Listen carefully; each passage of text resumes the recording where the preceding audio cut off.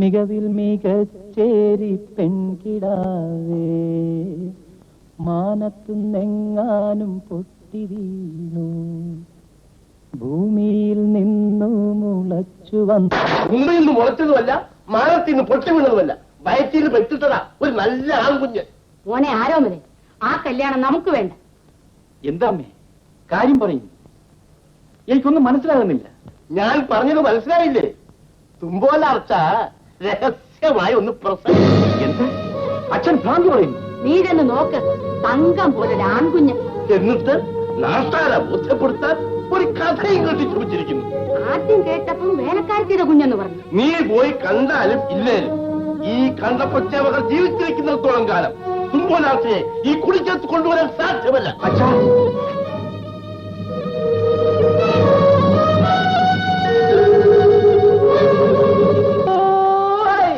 വലിയ വലിയ വീടുകളിൽ കിഴപ്പും പേരും നടന്നാൽ കുറ്റം അവിടുത്തെ അടിച്ചു കളിക്കാതിരിക്കാം. മികച്ചേരി വീട്ടിലെ തുമ്പോലാർച്ചയുടെ കഥ കേട്ടില്ലേ? വേറെ ആരും കെട്ടിട്ടച്ചും പോയെന്നാ.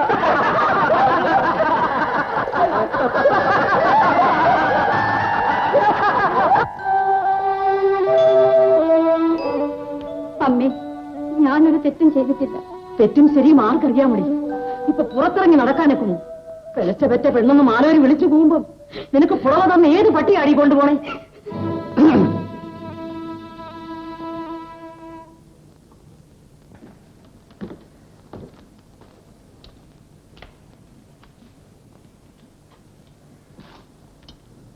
എന്റെ മോനെ, ഈ വീട് തകർന്നു. നിനക്ക് മാത്രമേ ഞങ്ങളെ രക്ഷിക്കാൻ കഴിയൂ.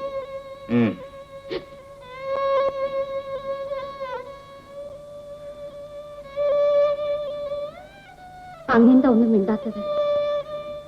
അവിടത്തേക്ക് നിന്നെ സംശയമാണ്. ഓ, ഇനി ഞാൻ മാത്രം നിന്നെ സംശയിക്കാതിരുന്നിട്ട് കാര്യമില്ല. ഈ നാടും വീടുമൊക്കെ നിന്നെ സംശയിക്കുന്നു.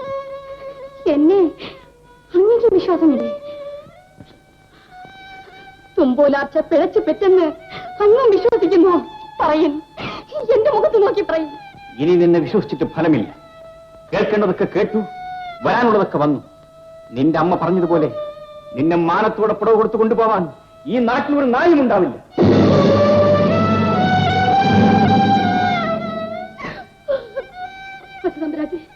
കരയരുത്, കരയരുത്.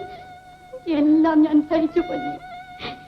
പക്ഷേ ഇദ്ദേഹം എന്നെ കൈവെടിയുമെന്ന് ഞാൻ കരുതിയില്ല. പൊന്നി കരുതിയില്ല.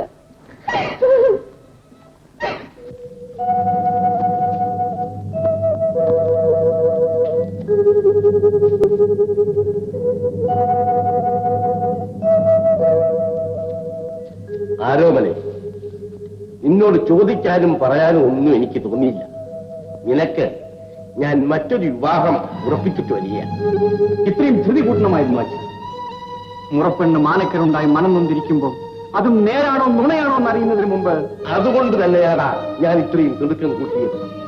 നാളെ എങ്ങാനും ആ പെണ്ണിന്റെ കള്ളക്കണ്ണീര് കണ്ട് നിന്റെ മനസ്സൊന്ന് മാറിയാൽ പുത്തൂരം വീടിന് ആ മാനക്കറി ചുമക്കാൻ മനസ്സില്ലാഞ്ഞു. കൂടുതലൊന്നും എന്നോട് ചോദിക്കണം.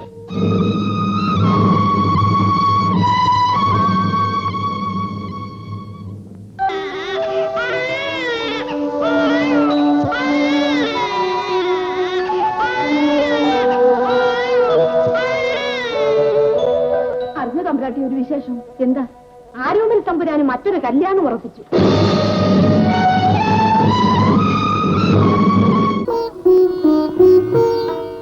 കുഞ്ഞുങ്ങൾ, നമ്മൾ ഒന്നാകാൻ പോകുന്ന ഈ നേരത്ത് ചിലതൊക്കെ തുറന്നു പറഞ്ഞാൽ കൊള്ളാമെന്ന് എനിക്ക് ആഗ്രഹമുണ്ട്.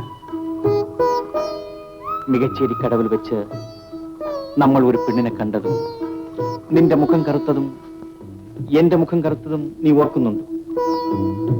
അവൾ എന്റെ തുമ്പോലാർച്ചയായി. കുഞ്ഞുനാൾ മുതൽക്ക് മുറപ്പെണ്ണും മുറച്ചെറുക്കനുമായി ഞങ്ങൾ ഒരുമിച്ച് കളിച്ചു വളർന്നു. ഒടുവിൽ അവൾ പിഴച്ചു പെറ്റു. ഞാൻ അവളെ ഉപേക്ഷിച്ചു. നീ എന്തിനു കരയുന്നു? ഞാനൊരു പഴയ പ്രേമകഥ പറഞ്ഞു വന്നില്ലേ ഉള്ളൂ.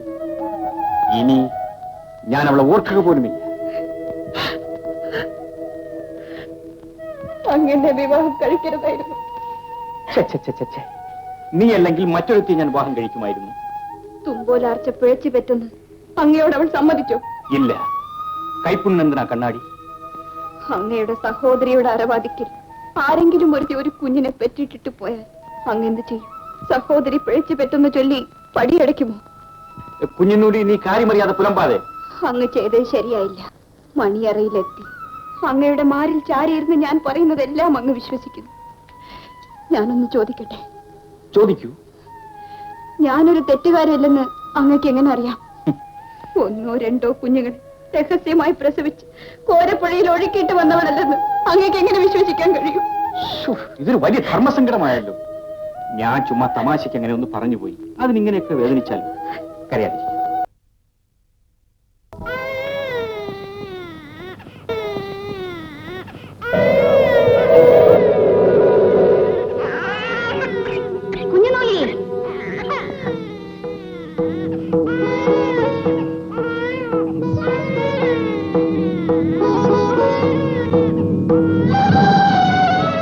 എന്താ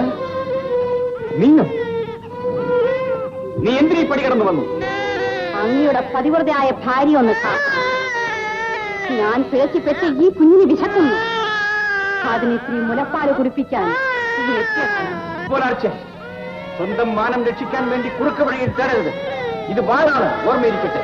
കൊള്ളാൻ ചേരവരുത്. വാൾ തുമ്പോലാർച്ചയുടെ തലറിയാനുള്ള വാൾ.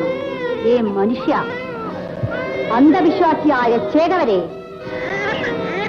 നിങ്ങൾക്ക് വേണ്ടി ജീവിതകാലം മുഴുവൻ മൃഗം നോക്കിയിരുന്ന എന്നെ ഒരു നിമിഷം കൊണ്ട് ഒരു തെറ്റുസാറിനെ കൊണ്ട് എടുത്ത് സ്വന്തം ജീവിതസുഖം തേടിയ മനുഷ്യ, ഇതാ നോക്കും.